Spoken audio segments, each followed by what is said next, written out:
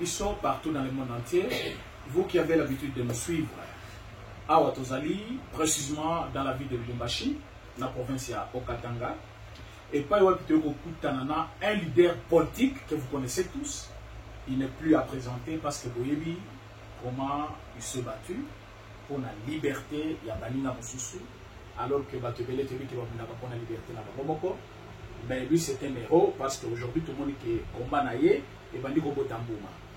Azali, Moutbomesana naïe, Bovibana naïe, mais le Robo Yambaye na casquette Mosusu, il y a un leader politique. Azali Monamboka, Ibrahim Kabila, qui vous connaissez tous. Mais aujourd'hui, Azali Kozwa, fonction Yassika, Otokobenga, président national, il y a parti politique.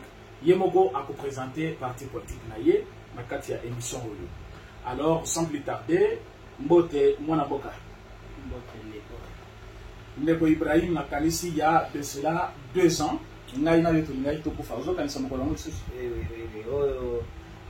si on a un peu de temps, mais au début, comment on a été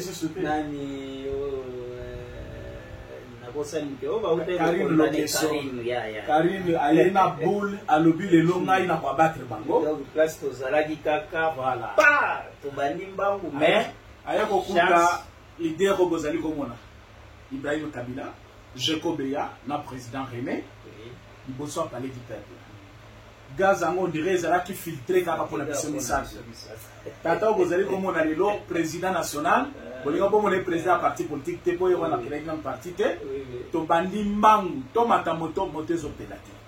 Mais ça bazali na mawa, yeye bo moni vivant, na casquette on a s'appelle makasi na moni susu en forme. Alors tata le komi président national. Yebi sabiso nini asika oye na mona mondia, ba politique parce que ba parti politique ils ont déjà belé na Congo. Mais yo créé parti à Sika. Ni non même les Congolais où ils allaient à Sika spécial na kati ya parti na. En tout cas, ndeko René na sepeli mingi koyambanga na plateau na yo. Na PCP ba Congolais nyonso mbote na ba diaspora. Idéo etindi biso koya na parti politique parce que tout le monde trop c'est trop. Si pour biso ba jeune balobi avenir ya lobi eza ba jeune mais il faut to zela kaka to yekola ba français belé lokola ba yaya na biso ya liboso ba yekola ki pour to servir mboka non donc avec ba français na biso ya mike to salela na mboka na biso to adresser to pesa bango ba conseil ndenge nini mboka ekoki kotambola parce que tozotana na makambo nyonso biso ba jeune nde tozo kufana. Soki balingi babimisa bato na balabala, c'est nous les jeunes. Soki balingi babenga bato baya kokumisa bango, kaka biso ba jeune. Mais pourquoi pas biso ba jeune to oui porter l'interview non? Entre biso ba jeune, to ti appelle leader na biso, to koma kotala makambo. Soki bayaya bakei na pembeni, to ebisi bango boete, bozonga nanu. Nde na sens oyo to créaki parti oyo. Parti oyo eza ekolo moko te tozali badikolo nyonso oyo ya Congo. Donc parti na biso eza Union des démocrates pour l'émergence de la République, to abrégé IDER. Donc toza ba démocrate, tolingi développement ya mboka, tolingi donc toteya toye na idéologie ya sika oyo banda komona ngo tango to bando sala ba conférence débat nini komona biloko wana nyonso ekosunga biso pona bana mboka botia yango confiance bientôt là toko yebisa bino sortie officielle ozala kala mingi te tozosala ngo déjà. Donc là bosali sortie officielle non to sali siège ya parti ezali banda nyonso déjà ezali chez ya fati tostia ngo kaka na Kinshasa mais awa nyonso toko plater yango na Katanga awa pe ezali tozala na ngi kopesa nini te pona ebika pe kozala pe bato bakomona ezeloko akobomba te eza parti politique eza problème te fezala partout parce que parti politique eza na représentation na province nyonso mais na yo keloko moko évoquer place na lobby pona kosalela mboka il ne faut pas batanga français belé parce que on peut battre les Français venir tout le monde. Mais dans le même ordre d'idée, nous allons souffler que moko, il y a pas Congolais le rôle de Nangaï, tout le monde pas au Sénat régime à la pardon. Moutouana Azali Makombo Naye Pero, Loara, Oyo Bayebaki comme journaliste, mais tu as une question qui a commis activiste ou quoi, parce que je ne sais pas en guise de quoi, à substituer, représenter à Bakomolé, nous sommes en pardon, dans le régime passé, on dirait que de tout cela qui est le régime Wanamabé. Yo en tant que Congolais, leader politique, président de parti politique, tant que Oyoka qui Malobawana, Oyoka qui Non, merci vraiment pour la question. Makambo Ndekonabiso Piero alobaki ezosala kaka mawa ezosala mawa pona nini biso ba congolais tozangi sens ya patriotisme parce que na eloko muke obosani baliti nyonso oyo sala perio mais obandi koya koloba makambo moko oyo ekoki kopesa ata mwana oyo abotami lelo ebisi asenga moto botangi kombo wana pardon akosenga te peut-être tant mosusu oza na Kinshasa obandaki kosala ki journalisme mais na Kinshasa kuna mpo osomona makambo osomona mpenza banda Mobutu ti musée mutu lokola sango babinisa ye aza kosala losambo aza kopesa losambo mateya bazwa ye babenda sango na basutana non tika ndeko na ngai basakaje bilamba na nyonso ya misa bakoloba makambo mosusu okoki koloba na makambo mosusu oza congolais mutu akoki kosenga biso pardon biso ba congolais ezali Joseph wana otangiko donc yende non papa nga nazoloba Joseph wana o bango président ya non cette fois-ci toboyi makambo ya kotiaka mutu Kabila non. Ah bon? Si tu veux être Kabila toya biso nyonso pourquoi tozokima na okamwa bino pe baya bango balobi bazosala eloko te na benga bango kuna baya na sina yebisi bino soki olingi na kateloka mwa suki moko oke nango na serengo zwi okei pe oke na bato na se bakonseille bapesi yo pe okesala teste ozongelisa likambo oyo ade oui ezalaka kaka yokangisa ekosila lelo likambo oyo ezali ata ndenge tooke na 2023 po oya otya candidature na otondima lisusu kaka pambapamba oye nanu toke nao na hôpital Ibrahim mpe yaka nanu toke na hôpital tomekana tomeki esili so yo boy komone ya Kabila ozopesi komone parce que biso te ba wana ifo kokende kotuna ba papa na biso ba politicien papa Kiongo pasa akufaki balobaki ke tozwaki topesi ye kombo tunatengeneza jo ikuye to ezali nango kombo kaya kobamba ngai te ba papa nde balobaki ngai nasalaki juste constant ndenge famille eza konyokwama navandi banda bomwana natali constant na nyonso na bino soki mutu aza penza yaya oyo ya biso bapasi oyo nyonso famille Kabila ezomona lelo oza na katanga okovivre yango jamais tokoki kozala na yaya lokola wana nde natiaki badoute napotaki mutu nyonso donc na comment dirais-je nalobaki non si c'est comme ça trop c'est trop peut-être tozoya kolobela musée tosala makambo mabe mpona musée biso nyonso bato wana oyo tomona kaka famille ya bato misato baya na ngai Ibrahim c'est moi Ibrahim qui avait demandé ok baya na ngai tokende tomeka na bango comme ça toyeba biso boza bandeko na biso mais sikoyo comportement bouti nango wana ok toboyi mutu te muza kokoya pe ayambi na ye mutu alokoti mwana na balabala policier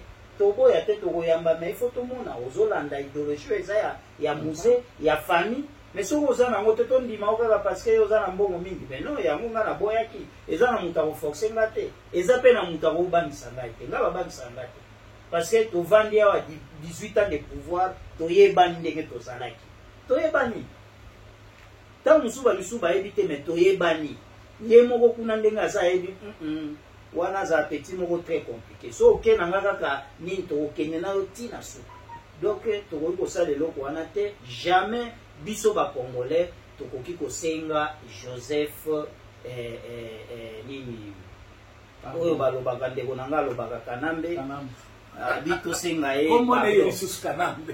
Sengae, pardon. Il des fois Senga ba Congolais, pardon. Parce que Ayaka ayebi français te. Ba Congolais ba l'axie français.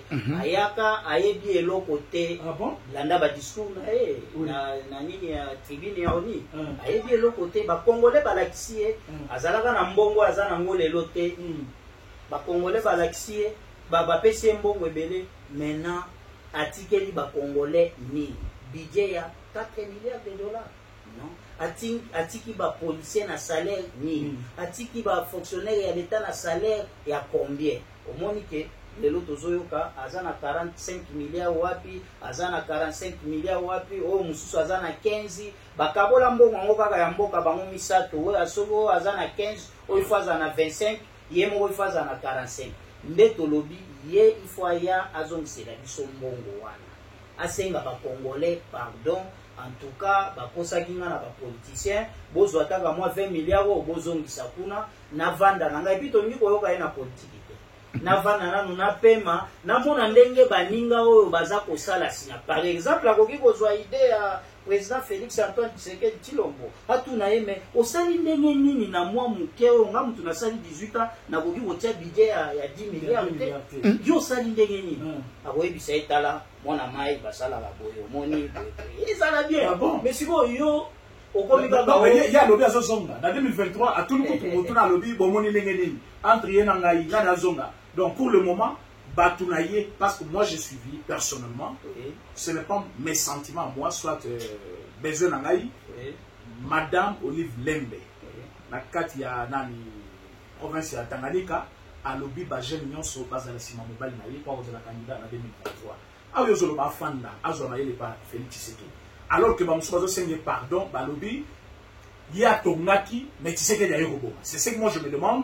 Ni na tongaki Tshisekedi abomi yo zali ndeko na ye propre yo ndefo yibisa na bakama azande kona propre ça va lokola yo ndimi azande kona propre eza malamu mais ngana oyebisa oboye wana azande kona biso te soki aza ya solo ndeko ya biso ngana do biloko nazoloba nakanisi ba Congolais boyoka nga malamu na oloba biloko ya sentiment te nakendaka kolia epa ya mutu te ou bien mutu apesa nga mbongo non. Soki na zangi na yebaka ba oyo yanga ba Congolais abi mwana mai talanga ta 50 sa oyebaka ka muzazo sufira ta nazaka na vérité naza riche te mais eloko naza kolobeza bo soki ya solo bolobi ke azonga awa pona bosanaki nini abosanaki eloko nini oyo ye na 18 ans akoki kosala ngo to akoya kosalela biso lisusu soki na combien ya 5 ans donc azalaki na temps nyonso azalaki nango ya kosala abandaki nanu transition ya 4 vice-présidents na transition wana déjà okokosala erreur ntango sikoyo ozwi pouvoir ya yo moko okomi sikoyo okonge ba erreur oyo osalaki na transition asali yango te eleki ayo kobeta su deuxième mandat biso tobenga yango troisième mandat mpo na ndenge eleka kutu na troisième mandat kwa beta 18 ans le mandat c'est 5 ans oui asali eloko te donc asali 3 mandats oyo constitution kutu eloba te abakisi su na matabisi ya 2 ans oyo bozoboya kutu kobakisela mwana mboka soki babikaka tobakisa mpona boye bosali bamakelele oyo ya nini te bobikaka mpo ezalaki ngai te mais tokontinue aye ayebisi biso ifo bozongisa ye mobali na ngai akoya kosalela bino eloko akosala te mais alobi te ifo ayebisa biso ke mobali na ngai akoya kopesa ou bien budget koma ya 100 milliards de dollars mobali na ngai atekisaki Jekamine na ba étranger akoya kozongisela bino Jekamine atekisaki mobali na ngai abomaki miba akoya kolamusa miba ezonga parce que na mandat na ye ya 18 ans abomaka miba donc nde bongo tokoyoka to bien ça va bon tokoposer ba question eloko nini ezolakisa biso tozongisela ye confiance ke akozongisela biso biloko wana biso. Donc, ce sont des blagues, ce sont des blancs. Balingi kosakana na Congo mingi, bazomona ba Congolais lokwa baza ba nyama. Donc yo ye awa 20 ans, ngana boti mwana tia koli, azomona yo sali eloko te et puis lobi nazonga lisusu. Non, akozonga epai na bango na bandaku na bango. akozonga président ya 2023 na PPRD président na bango ya parti na bango po bango na PPRD bazaka na bango na mutu mususu te ba papa na mubibozo mona bango ata bana oyo ya bango bakoli baza ba agent ya PPRD oui bakoki kozwa bana na bango pe batie wana bango parti banda nyonso wana bango rien eza kaka kabelonte mola eo idée na esilité aza na ba idée ebele ko dans 18 ans, tout le monde lolenge ya bapapa ya ndenge nini yango ozomona biso na union des démocrates tolobi non il faut tolamusa bagene il faut balamuka je suis votre leader il faut bolamuka bagene bulamuke mutu asita tudanganya tena mutu akokokosa biso te il faut tolamuka totelemisa bagene nakobanda batourne na république mobimba mikolo eza koya mpona bagene na pesa bango moral bazala penza na idée biso so tozala na idée moko on ne peut pas accepter n'importe quoi n'importe qui donc eloko na monoko moke parti oyo kozala parti ya opposition parti ya union sacrée ou parti nakoki kosala opposition na mwana mboka te voilà oui wana aza le père des mères parce que omoni nyonso omona ke papa na yo atikaki ndako ya kokufa omoni kaka yaya abimi aye alobi toza ekolo moko biso nyonso baluba tika nasala eloko ya papa letu be papa kuluta abongisaki yo mwana oyo ya mayele okobongisa yaya wana il faut soutenir yaya wana yaya aza na eloko aza na mayele makasi aye kolamusela biso kokanga lonzo mais nani aye kolamusela biso kanyama kasese service national eza alamusi musée ezaki idée ya musée ezaki idée ya musée alamusi musée tala lelo fufu bakomi Laurent Désiré Kabila musée Laurent Désiré Kabila eza esengo mingi bon mutu ya bongo penza ngai na zongisi pena kombo ya musée yango wana omoni ngai naza na ba raison ebele ya ko soutenir président Félix Antoine Tshisekedi Tshilombo ata bazoloba nga na kokufa pona ye parce que alamusi kombo ya papa na ngai voilà epesali nga nazangi eloko na koki kopesa président Félix na bao bazoloba bazalaki bana obo soki babana soki bana nayebi te basali eloko moko te donc aza mutu ya soutenir na parti na biso ezali toza derrière chef de l'état toza parti ya opposition te soki kamwa nungu ezali toyebi ke tokopesa conseil tokopesa conseil na chef de l'état comme aza na baconseil akoki mpe kozwa biso alobi bon on est des conseillers ya koconseiller na matière boyeboye tokoconseiller na bwanya oyo na mayele oyo nzambe apesi biso baconseil nyonso bomitumisaka na bino te ezali na bible ezali na coran soki olingi ozwa conseil ya kodirige mboka dans les bible ezali dans le coran ezali na maloba nzambe c'est tout eza na eloko ya makasi wana te nga namonaka donc c'est un peu ça toza parti ya opposition te toza na union sacrée il faut pas okosana mais serene namoni ozokosana biso nde na bino tobanda makambo ya union sacrée oyo tobandi na makambo ya loi ya nani ya loi minako na nani babeti biso bagaz ezalaki bagaz te ezalaki masasi mpenza tokufa mais nzambe adeviaki yango karine lokeso boyoki kabomaki nani aussi donc ezalaki matata et puis toyebisi président de la République tolobi non olandaki baémission na ngai nyonso baintervention na ngai nyonso nayobi chef de l'état entre FCC et la population accord nini oyo monsieur le président okobatela eza ya population parce que population nde epesaki yo nanu mandat oyo okendaki liboso oyebisi bango ngai nalingi nazala président de la république na komatisela bino budget oui ozosala ya solo tozomona budget ezomata ata soki ekoki te mais tomoni déjà ke emati eza déjà ok et puis oye koloba olobi non ngai il faut na changer vie ya basoda soki président de la république alobi ke basoda bakotambola na mutuka à partir ya salaire na bango eza mosala ntango nalobi fo nasala yango monaki président de la république akoti akomi kobatisaka mwa après ane moko azobatisaka salaire ntango mosusu ekoma ti manda na ye ekoma fin okomona soda mpe akomi kozwa ntango mosusu soda ya se kamwa $500 boye $500 akosomba mutuka $500 baopesa ye crédit na baagence ya bavekile chaque mois bazokata même 300 mais eza na bakongole mosusu baomona lokola eza pasi yango omonaki biso tobundaki mpona union sacré soki ezalaki parmi bato bazalaki donc oyo balobaka les 10 premiers joueurs toza parmi wana tobeti ba 3 ba 4 je suis parmi donc oyo tosoutenaki président akata alliance na bango na FCC et puis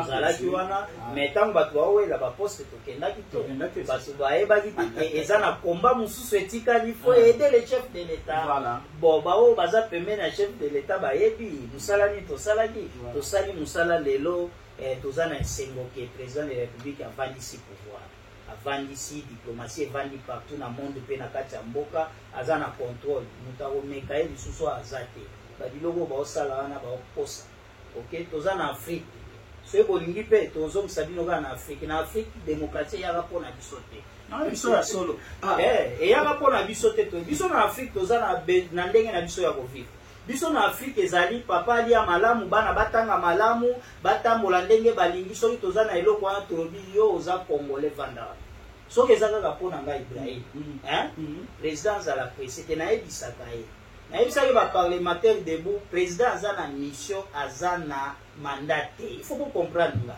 mission ya président ezali kozongisa congo ezonga république démocratique du congo ezonga na maboko ya bacongolais bino bomona makambo te tokende kosenga moto oyo pardon akotiseli biso baétranger na baposte nyonso vraiment infiltration soki wapi bachef d'état major na baadministration nyonso tokende kosenga ye pardon mais tala lelo so okomi komona FARDC ozoyoka na esengo olobi oyo akokani na poko na nga oyo akokani na tata mwana donc ozomona ke eba na mboka mais avant c'était compliqué ozomona moto olobi yo moko ozobanga ata kopesa ye jambo ozotala kobi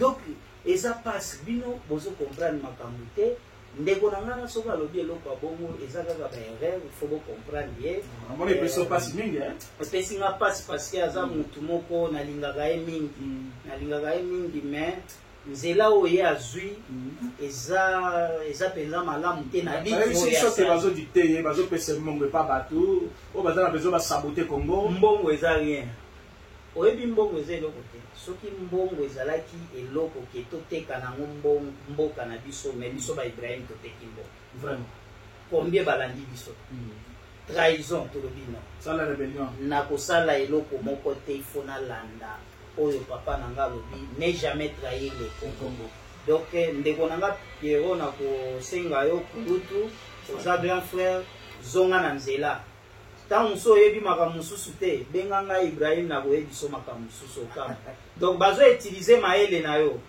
ok yo oza motu lobi okoki koservir mpe mboka na baposte mosusu mais bazoutilize mayele na yo parceke bamoni motu oyo lokola babundaki bazwi pouvoir motu oyo bakorekipere ye tika tosala ye boye mpona azala mosika ok lobi okozala na besoin orekipere mboka oservir mboka na yo sikoyo soki batieli oyo babiloko oza koloba vraiment ndeko na ngai biso tosenga vraiment namoni esubiso motema vraiment c'est pas une bonne chose ndeko Piero makambo luki yango avant toleka na deuxième sujet oyo ezali ya suka parce que tozolobela loi électorale tokolobela yango parfois na 5 minutes ya pamba tozali kopréciser na makambo oyo président Ibrahim alobi place oyo Kabila soki biso tosengi pardon même bamboko bakolamoka pourquoi parce que Kabila atikaki budget na 4 milliards biso tokomisa yango na milliards atikaki gratuité te lelo bato bazoprofite na gratuité bazali ebele tous les enfants sont à l'école gratuitement na niveau primaire Kabila atikela biso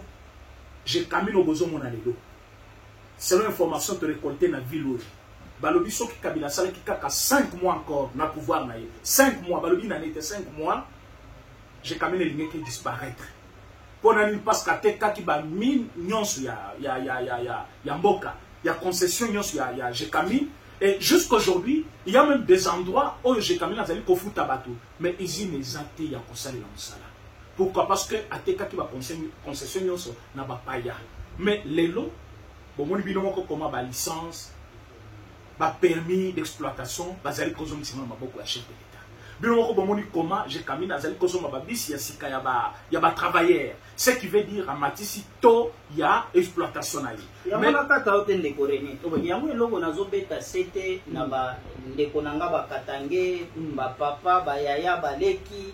Il faut to fungola maele, to fungule akili yetu. Parce que tozalaki na mutu alobi aza ndeko na biso. Azweli biso jekamino epesaka biso valeur na katanga, nule katange, ateki yango na bayuda. Ok? Azwi pe omoni mutu wana aza na probleme ya baluba. Luba kati, luba kasai, luba kananga, bakaka misatu batu moko. Boko sanaka te. Ba politicien ba okosa biso. Toza bakaka misatu, batu wana baza moko. Omoni bakaka wana nde kombo ya koko wana moko. Oya ye mama fulani, oya ye mama fulani, donc bakaka. Ndo moni mulubakati, mulubakasai, mulubakananga. Ozo comprendre? Siko akei kuna na nini? Ake na Kasai. Azu atekisi miba. Soki ba Zimbabwe, soki ba nani, bazo salela ngo ba continue penza, bazo salela ngo na ndenge moko oyo ya mabe. Siko biso bakatange. Tomoni penza Kasai parce que président c'est un Kasai, Luba Kasai. N'est-ce pas non? Biso so ba Luba. Azui siko abino bandeko nanga kuna bakatange. J'ai kamini na bango epesaka bango valeur isete kami. Il faut na bunda na makati na nganyoso bazong c'est la bango j'ai kamini parce que katanga sans j'ai kamini katanga et go vivre te. Abundi azui j'ai kamini na biso lelo ekomi ya biso. J'ai kamini ekomi ko pema botu na soki boyebite. Mais mutatekisaka ngo to soutenir di to pesaka kombo. Batekaka ngo baebi koteka ngo na ba accord ba contrat moko oyo l'état za ko bénéficier te. Si l'État a bénéficié, c'est que biso peuple nous avons bénéficié. Ateke yango siko mwana mboka aye azongiseli biso eloko wana. Merci to kopesa ye to lobi ke bolongwa aboke to benga na biso sulongwa po so zongiseli biso jekamine na biso siko to komi kozwa ba minere to komozwa nini bima oke. Non. Donc yango na bisa bino ba jeune il faut boza maele. Il faut boza la maele ba ko sabino te. Président Fati azande kona biso katange na koko kende plus loin parce que koko na biso azakaka moko photo ye ba biloko wana bitumba ya Kasai na katange ko kende musika te ata balobi lelo to bunda omona kaka to bundi une semaine komi ono to yokana to ko continuer boete bitumba to yokani. Donc problème na biso eza to tanga to kende liboso to salisa ba province na biso to kende mulu ba kozala peuple moko makasi parce que to monique na makambo ezali koleka loi epai azosenga ba pardon kotoyo loi électorale en cours loi ya Tchanipe ndeko Singi Pululu ayindi sikuna. Je vous assure que le peuple congolais babakisi ba élément ya sika na loi ya Tchani, c'est-à-dire ce n'est pas que ceux qui ont botami na deux parents baza ba congolais ndeko ki koza la présidente mais ceux qui pour balaki moi sans étranger yeba ki koza la présidente et les lois na boka na biso. Tout le monde va mobiliser tout des coins, instrumentaliser les jeunes, parce que ça va nous aider. Parce que partout dans le monde, va protéger la institution, va venir la présidence. Un président, celui qui est nationaliste, il faut abattre l'intégrité en boca. Mais ceux qui ont vu étrangers, à cause de position en cas de conflit, pour accueillir battre, après ça n'a des raisons, après ça n'a des fautes, mais loi wana est allé en cours. Bino ba Congolais, vous allez payer un rôle à rejoindre la loi wana. Ou azali leader politique. Donc on to kutani na ye, to koti kate sans que alo belo wana. Aye bisabiso, so kilo ene za mabeso atizamala. Avantage na pour ba Congolais zani, des avantages zani. Pour selon biso, tozo mona kaka avantage, na mo des avantages. Na éviter soki ndeko Ibrahim Kabila a mo des avantages na loi. To na moni loi wana eza loi kito. Au moins toza na démocratie ndenge bolobi. Loi va changer Congo. Basala va constant, même après 10 ans, 20 ans, 18 ans, batali loi et puis si biso et l'okoni. Donc là qui na Saint City, to voter ba loi ba pesa ki biso, ba eli biso, to bi botondi mango kaka bongo. Donc oko uta na Rwanda oye, so ika ko changer kombo komi mulumba, oko koma président. Oko uta na opemboka mususu oye.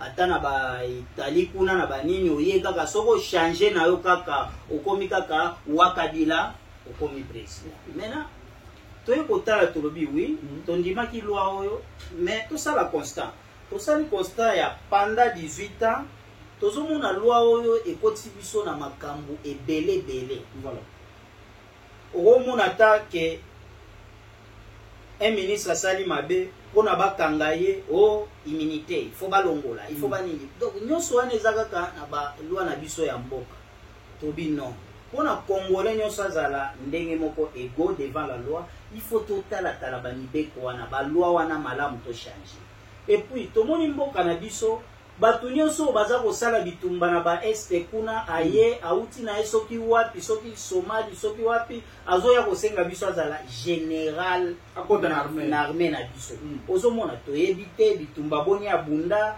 soki wapi na mboka nini aye kaka azala général. Est-ce que bino ba congolais pezo bozo benga mabatoto ya iti ba congolais bokolinga eloko wana? Je crois non. Donc et donc je vous en parle. Oui. Donc c'est un pardon à M. Kabila. Bah que lui avait intégré ba payan armée na biso. Mais tant le 23 les ADF ba sengi ba intégrer armée fa chabo ya mulibela. Yango molime ba asi jouer ça kuna asi ki ba chef de l'état.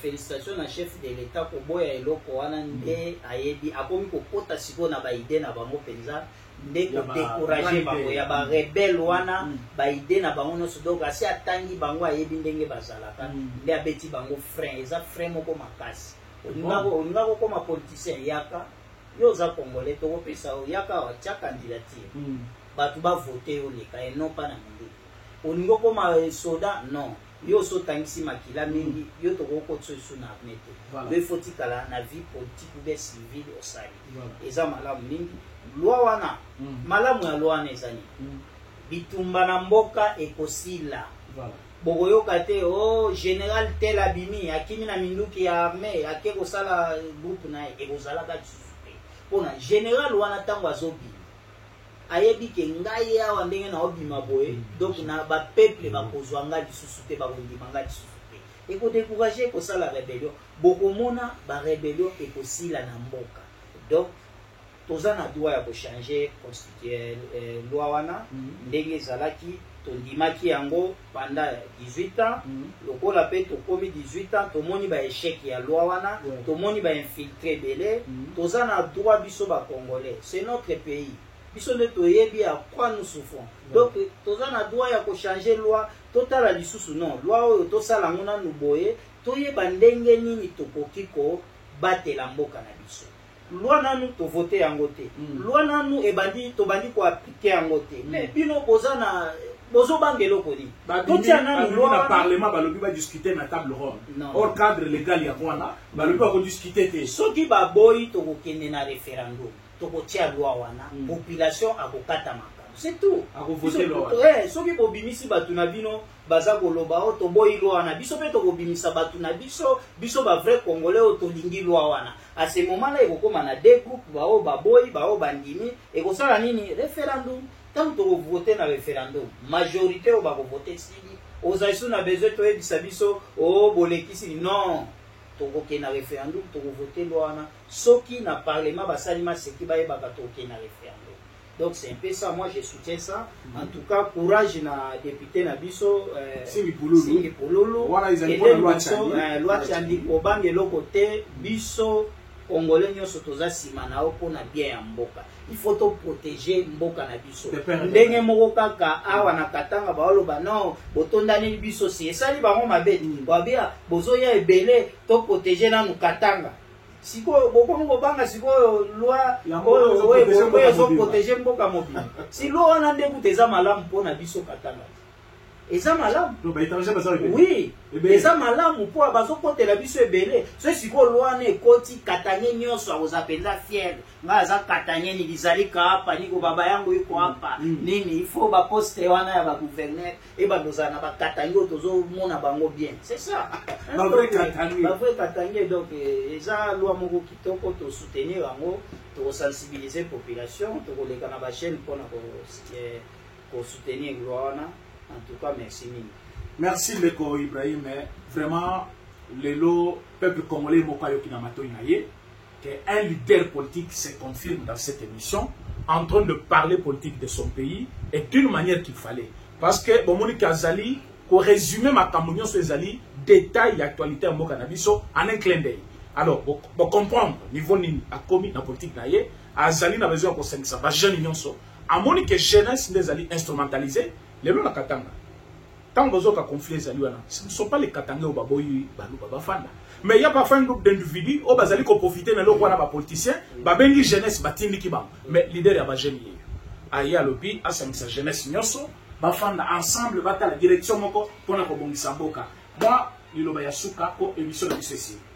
Liloba ya suka ezali sauti ya suka doki sauti ya mwisho bandugu yangu wakatange tukue tufungule akili yetu oyo nasepelaka na venanga Zobrata ule ni mkubwa yangu mbakati mimi napendaka sana alobi tufungule akili hapana tu biko na tulandalanda mabitu moya ya ovyo ovyo no tumekisha patia batu ba mingi pouvoir hapa sie bakatange atubeneficie kitu moya sasa tuanje kuprepare batoto yetu biko kunyumba banasoma hako mingi abata anja tu kuanja kukua nyuma ya bale biko na tupatia tu makuta non même vos enfants aussi il faut ba diriger pays province donc beaucoup na ba apprendre comment aimer votre pays nini itakuwa bien hapana tu kumfundisha kuanja kufuata mtu nyuma jua mpatie